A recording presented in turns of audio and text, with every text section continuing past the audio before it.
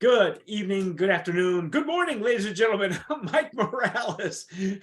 You are watching and listening to Sipping Off the Cuff on Tequila Aficionado Media on all of our channels and networks. I'm here in Southern California. That gentleman out there is Matt Metris in Rochester, New York, and I love the smell of tequila in the morning. yeah. Oh, look at that. Oh my God. Yeah. Again, see, it takes us 5 seconds. We go off the rails completely right away. Um, Folks, I'm beside ourselves because we have gotten some of the coolest agave distillates available on the market, privately on the market right now, and we got it from Maguey Melate, which is a club. And as Matt was saying in the previous review that we did, it's a club with several tiers of membership. So it's a membership club where you can belong, and you get these lovely agave distillates, and these are not necessarily considered mezcals. The mezcals will come in a full bottle, but the distillates are the ones that are uncertified. As I kind of said it in our previous review, I said maybe we should start another category called, you know how a lot of these are wild harvested plants. Why don't we call this wild curated? Because I'm not sure where the curator, and I will have him on our open bar. They've been requesting actually to be on open bar to find out where he goes. This is like he had to go on safari to find these guys, and women too. And the best thing about Maguey Melate is that they give credit to the producer. All right. This one is a Papalotmetl, which is I guess what they were saying, if I read the information correctly, this is the Oaxacan, Puebla's Puebla state. It's their version of what would be considered tepeshtate. Okay, so but in this area, it's known as Papalotmetl or papalote. And I've been dying to get a sample of this from. There's one brand on the market commercially that I've never been able to get because it's a celebrity brand, and Cheech Marin won't answer my emails. So we just went around, we did the reach around, and Maguey Melate, gave us a bottle of this lovely distillate, beautiful, bubbles on this. So we're breaking the seal now. We're gonna pour this in a stazo jarrito for mezcal. Usually this is at a higher ABV. I have a stossel for tequila because my mezcal one is already dirty. Yes, well, I don't know how you can call it dirty. It's been blessed by. It's already been used this evening. It has been blessed by the previous distiller. This one again bubbles as you pour.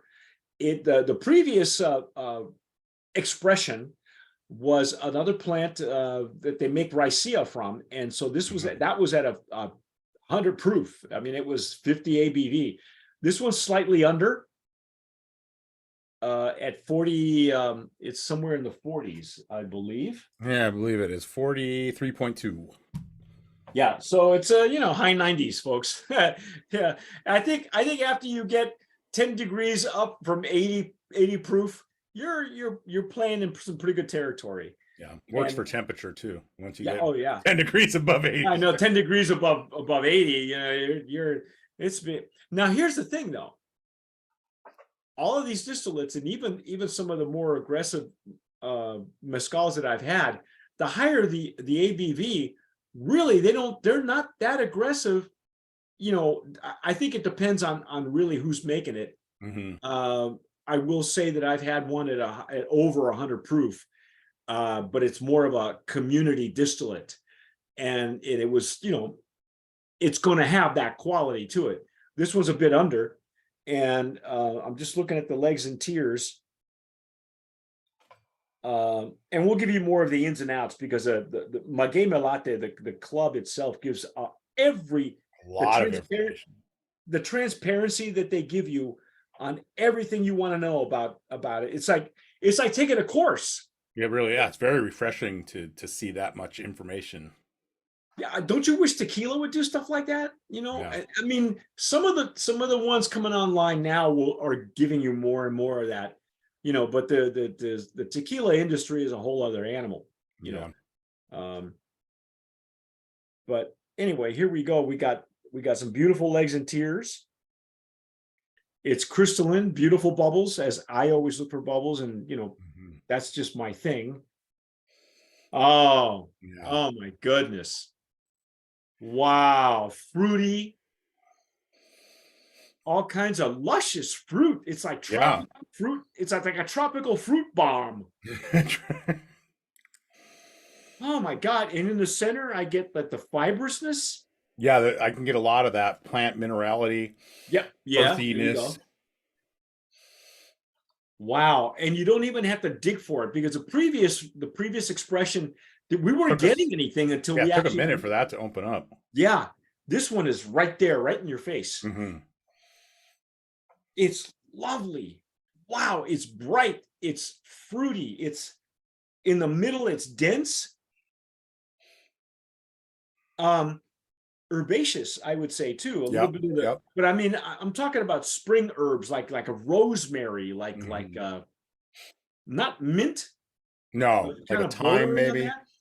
Yeah. Yeah, almost like a savoriness, but not Hmm. that savory, you know? Yeah. Yeah, exactly. Oh my God, what a nose. Holy cats. Really, folks, if you're going to dive into distillates and maguey in general, if you're just done with mezcals, get yourself the right kind of glassware. Honestly, the right kind of glassware really makes a difference, especially with the beautiful stuff like this that you're Hmm. getting. I mean, if you're going to belong to a club, you better have the right kind of glassware. That's all I Yeah. can say. Yeah. I'm gonna get a solo cup. Yeah, yeah. No red Solo cups, no shot glasses. You're not going to shoot this, okay? Don't. You know what? In fact, if you are one of those guys, just swipe. Just go swipe left. You know, go swipe up. Whatever. Wow. What else are we getting on the? What else can you discern from the nose? And I know you're using another glass, Yeah, another I type of caught like glass. tiny hints of like anise or licorice, Could like be. just like ephemerally, like boom, and it's gone. Yeah. Wow. Ephemerally. How Welcome to poetic. vocabulary with Tequila That's Aficionado. poetic. See how we wax poetic? It's You just. said we would. It only took 40 minutes. Yeah, I know. Well, no, we started off that way in the previous review. We went totally black and white, and anyway. Film noir. Here I get more of the fruitiness and plant denseness. And when I say fruity, again, I was talking like tropical fruit. I really was getting more of Hmm. that. Yeah. But on this side, I get, like you said, herbal, like Hmm. a bright herbal. Again, a rosemary. I get, and in the center, I get more plant denseness, and the savoriness comes in right below the glass, and the alcohol is just doing its job. There's virtually nothing there. It's Yeah. just presenting what we're getting. This is lovely. Oh my God. This is I, like in 3D. Wow. I would like to sip it. What do you think? I think we should. or you get lost into this nose, Yeah. but. You're more patient than I. I'm like, let's get to it. Mm. Mm. Hmm. Mm. Really different. Yeah. It's an interesting balance of almost sweet and savory at the same time. Yeah. And it's bitter on the sides of my tongue and to the rear. There was a little Mm. bit of bitterness. Not a bad thing. I just had never encountered that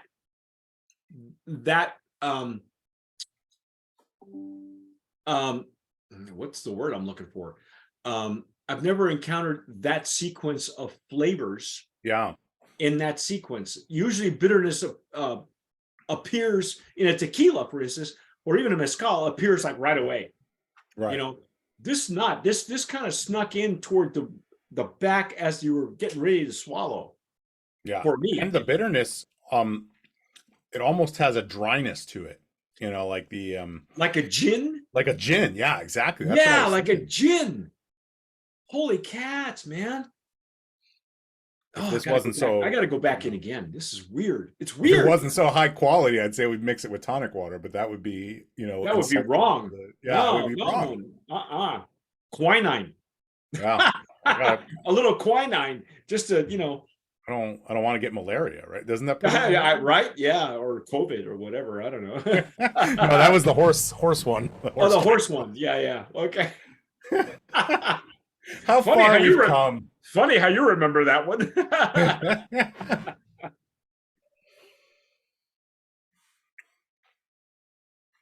Mm. Mm. The sweetness aspect is almost like, it reminds me of like a Meyer lemon, or this is a weird one, like calamansi. Have you had those? As a lemon, no. And I've got a No. lemon tree in my backyard, but I've never had that. The lemons I get are like these mutant lemons because it's Yeah. like, I mean, they're huge like this. But no, I've not had those. It's like a fruitiness that has like sweetness, but also tartness to it at the same time. Like that's what's happening in my head. Sweet and tart. Yeah. Yeah. The savoriness takes over right at mid palate. It goes Mhm. in slightly sweet, but then it just, and I'm not getting any lip or gum numbness. There's no like heat No. or anything. It's all savory. It's all flavor. Mhm. Well, it's so interesting. Like the roof of my mouth is feeling residual sweetness, and the bitterness on the sides of my tongue, and the center of my tongue has that savoriness, and the very front has almost like a black pepperness to it. So it's like a party in my mouth. Everyone's invited. Yeah. It's there used to, when I lived in Albuquerque, there was a restaurant that was a Creole restaurant, and they used to run ads on the radio station that I worked in, and the chef was in Albuquerque, was famous. He had one or two restaurants like that, and he would say, "It's a Mardi Gras in your mouth." So that's what this is like. It's like, yeah, you're right. It's a party. It's a Yeah. and it attacks it. Well, I guess for lack of a better word, it does attack, but every side of your palate has a flavor that it recognizes at the same time. Yeah, It's it's really not interesting. one-sided. It's like really multifaceted on the flavor, which is really unusual. Because Mhm. in a tequila, you get more aromas, and then the flavor is kind of the flavor is maybe dual-sided, and then as you go through it, then it becomes one-sided. It goes from 3 to 2 to 1. But all of these, I can't even call these, like, sometimes you and I talk about a secondary or tertiary aroma, Mhm. flavor.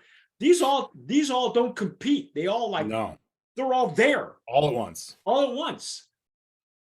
Simultaneosity. Yeah, it's like 3 timelines in one. It's like, Ooh, now we're getting like now we're getting Marvel-y. yeah, Yeah. exactly. Thank you. Well, you can call me Dr. Strange. Doctor Strange and the Doctor Strange. Mezcal of Madness. I'm sorry, I gotta pour another one. I've Okay. been dying to taste this one, Yeah. this version of this plant for months, and Go probably for a it. couple of years. Yeah. And I've never been able to get anybody to send us any. And it's rare that you get them. I don't even know how Cheech Marin is doing it at a full 750 at this Yeah. with this plant, because let's read the stats off the bottle here. Yeah. We got our distiller here. We have our distiller. Now the bottle says the city of origin, San Luis Atolotitla. Wow, holy cow, That's a tough one. Caltepec, Puebla. I don't speak Zapotec or that language, so I'm having a hard time here. The 8 to 10 years, wild harvested.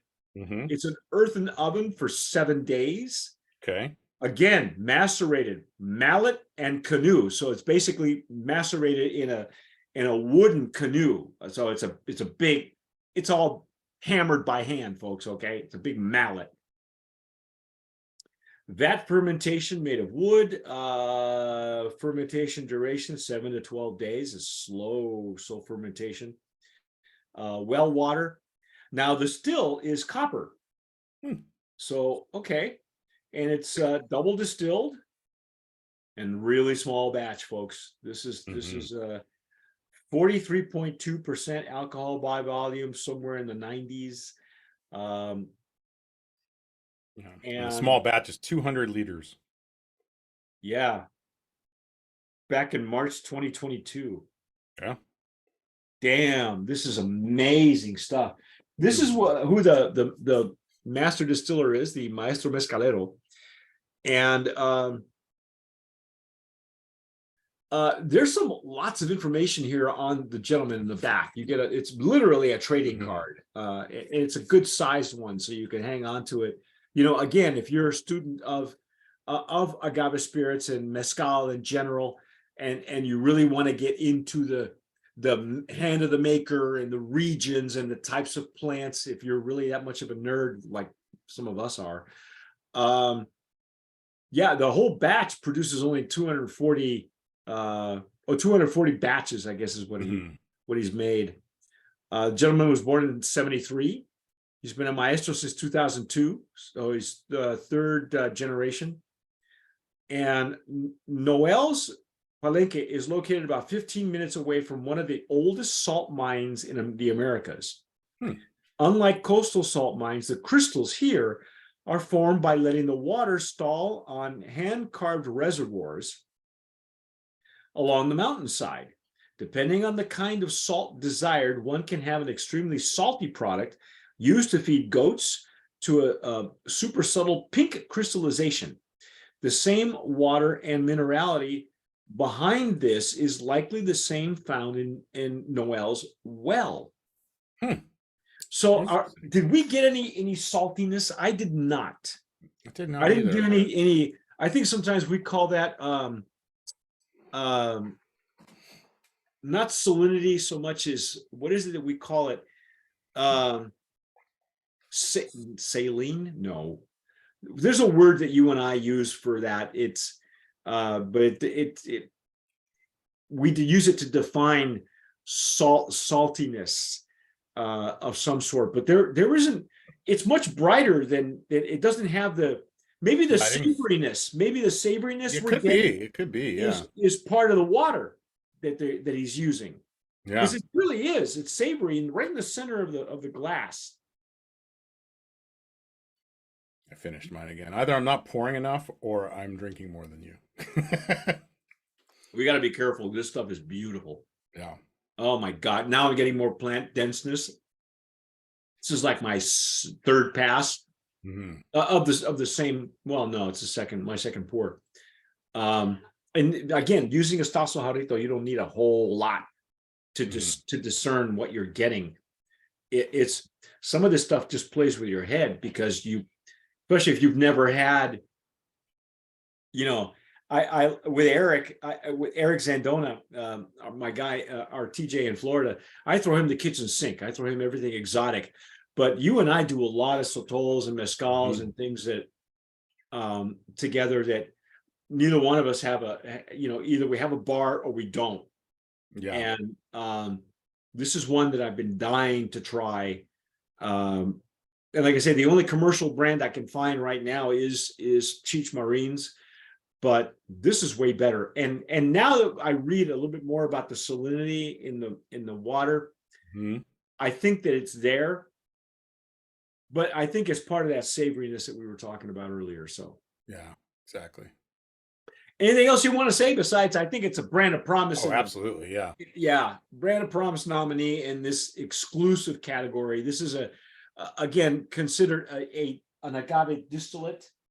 I think that's what they're considering it, unless they're calling it a mezcal, and I'm not sure because the gentleman pictured has a shirt has the term mezcal, but they're calling this agave spirit. So I'm going to go with that. Yeah, it doesn't say mezcal anywhere on the bottle. Yeah, and if it did, it would be a certified You know, it would be probably another bottle with it, with the actual tag, with the actual CRM tag on it. So it's not a, this is not a certified spirit, but it is, if it was, it would be, you know, this, it would be this.